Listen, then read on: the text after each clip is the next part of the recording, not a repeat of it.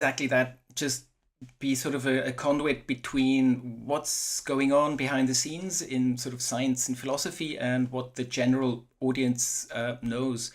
So like this sort of renaissance of idealism that consciousness could play a far bigger and more fundamental role than we, from a academic perspective, would have thought. Yeah, things like that people probably aren't really aware of, and so I kind of see my role to sort of try and communicate these ongoing paradigm shifts, or also this idea that in physics, if you use the concept of information, that's like a really good thing that's happening and has been happening in the last 15 years. And I think you could call it a paradigm shift, but I think that most people wouldn't be aware of this and still think of like the physical world made up of stuff and Lego blocks, which it doesn't seem to be. So that's kind of, yeah, where I see myself as a sort of a communicator, and trying to sort of wrap this into narratives, and try and make it more accessible, because yeah, some of the stuff can be pretty dry and dense and boring if you're not into it. So the challenge there. Well, we'll get into the Lego blocks version of reality in a second. But can you just talk a little bit about sort of your path?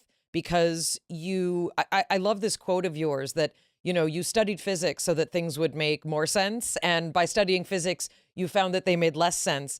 Having finished studying physics, and like, yeah, sort of been a bit disappointing that you have the equations, as you say, this gives you access and you can understand it, you can solve the equations and have great technology, but you still don't know what it is.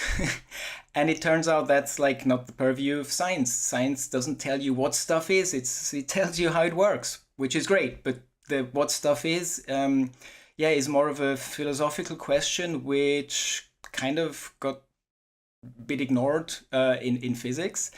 And for me, it was kind of a pragmatic thing. So these existential things then came up. And yeah, this is really important if you're going to be a scientist and a good physicist. And for some reason, the pioneers of quantum mechanics were big into the metaphysical implications of their work.